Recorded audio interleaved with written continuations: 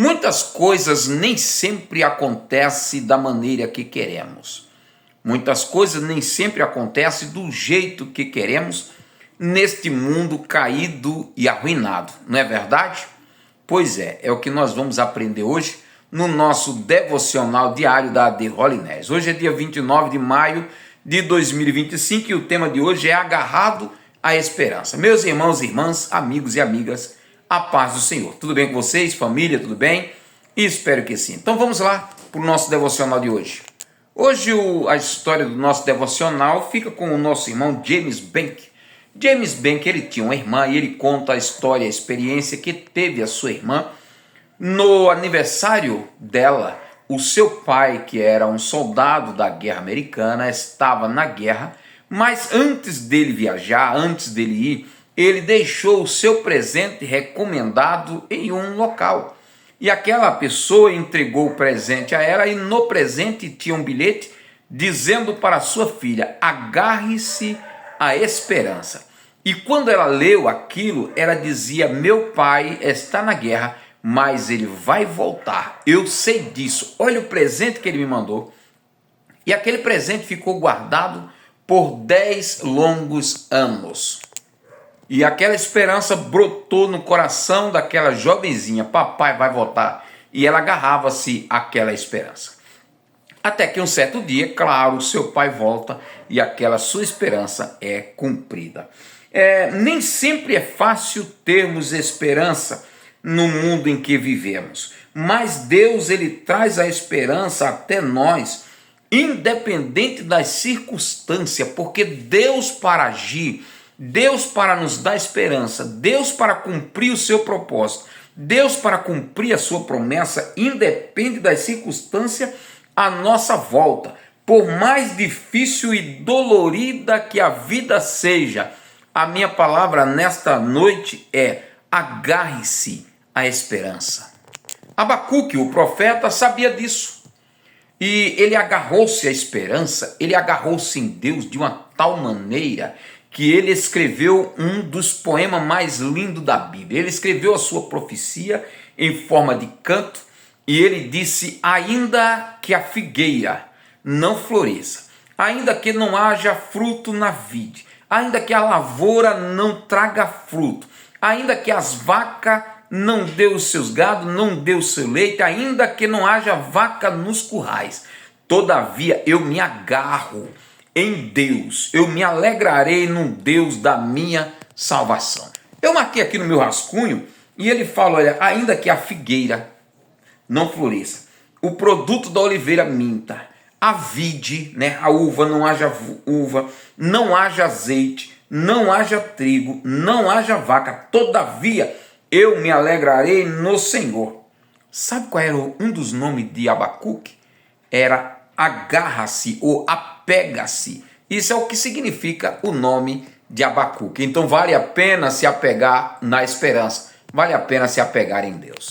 E esta é a palavra de confiança, fé e esperança no Deus da Bíblia. Vamos lá para 1 Crônicas, capítulo número 7, 8 e 9, é o que nós vamos ler hoje. Salomão encerra lá o tabernáculo, encerra de construir o templo conhecido como o Templo de Salomão, e agora ele acabou de fazer isso. A Bíblia diz que ele ora, e quando ele ora, a Bíblia diz que desce fogo do céu, consome os holocaustos, de uma maneira tão grande, tão tremenda, que começou uma fumaça dentro do templo. Quem estava dentro não conseguia mais sair, quem estava fora não conseguia mais entrar, porque a glória de Deus foi uma glória tremenda naquele lugar.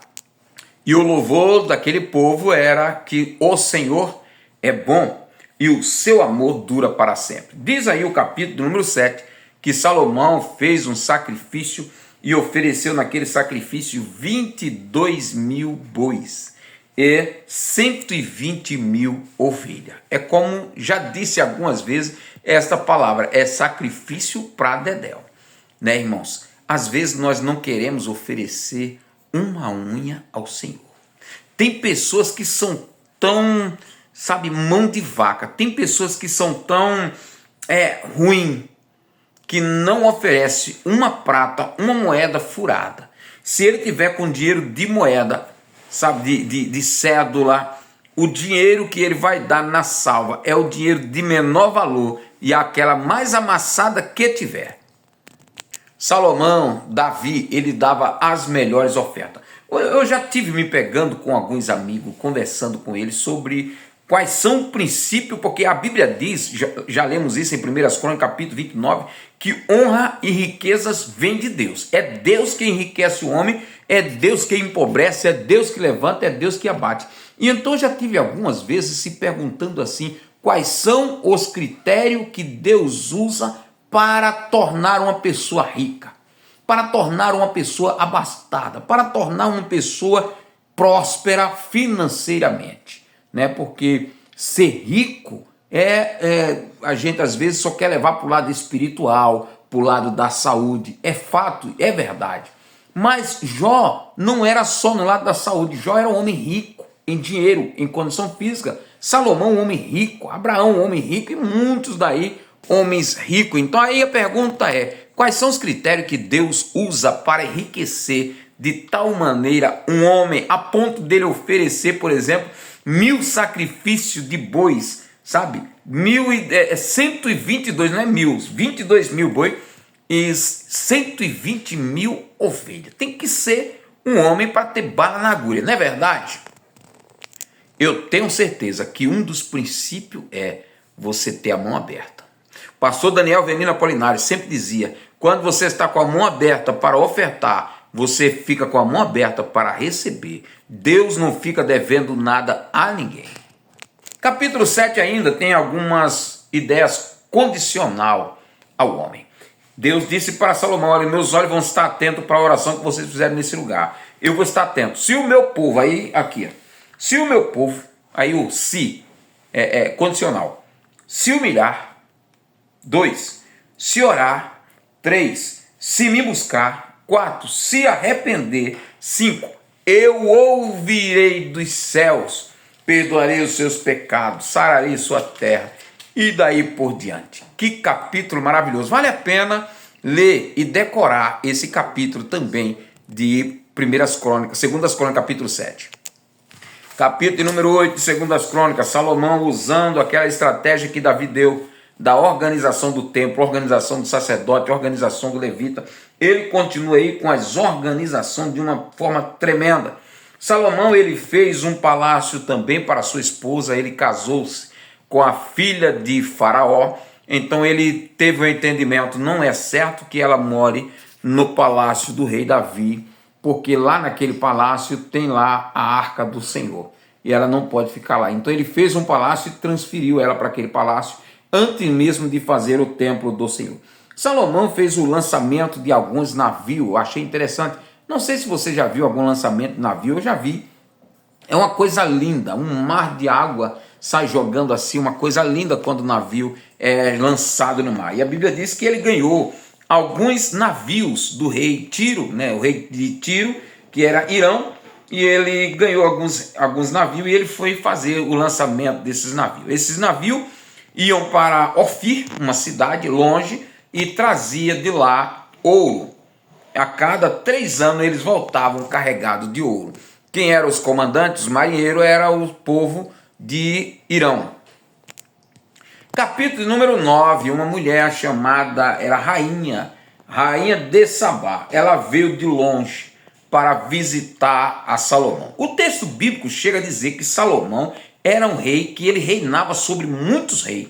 E quase todos os reis, muitos reis, vinham de longe para ouvir a sabedoria de Salomão.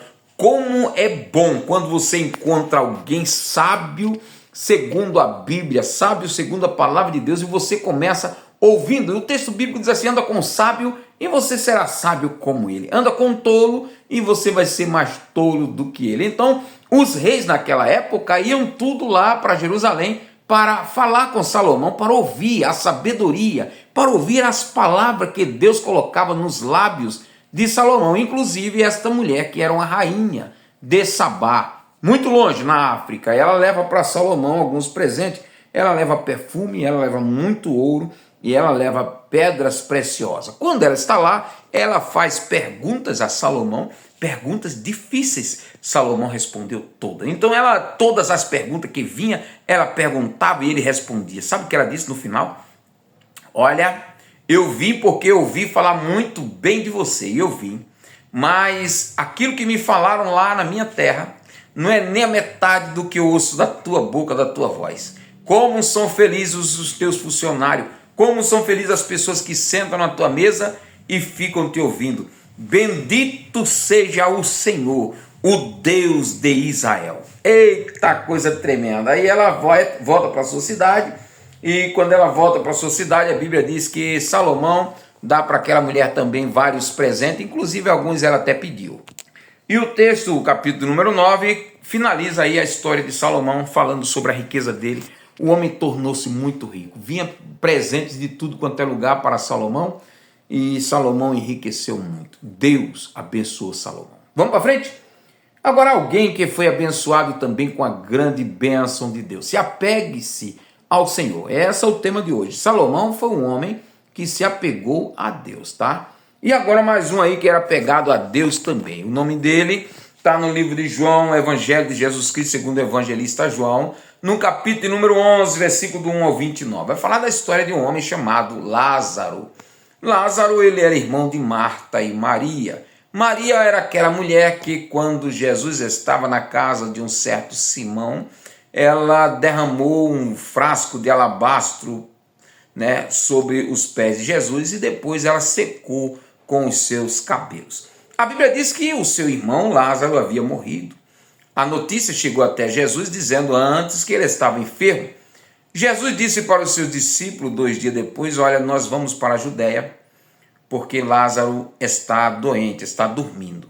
E os seus discípulos disseram: olha, há 2 dias atrás, isso foi fato, há 2 dias atrás, tu estava lá na Judéia e eles queriam te apedrejar porque tu dizias que era o Filho de Deus. E agora tu quer voltar lá de novo?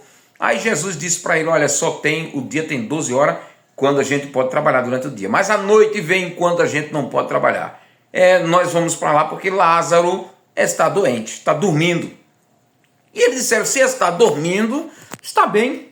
E Jesus disse: olha, ele está dormindo, é o sono da morte. Lázaro morreu. Vamos lá. Aí a Bíblia diz que eles vão lá. Quando chegam lá na entrada da cidade, a irmã de Lázaro, Marta, vem ao encontro de Jesus, se eu não me engano, aí diz: se o Senhor estivesse aqui, meu irmão não teria morrido. E Jesus disse para ela: Marta, o teu irmão há de ressuscitar.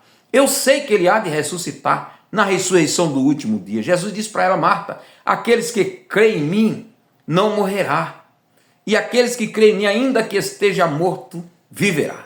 Crês tu nisso? Ela disse: eu creio que tu és o Cristo, o Filho de Deus.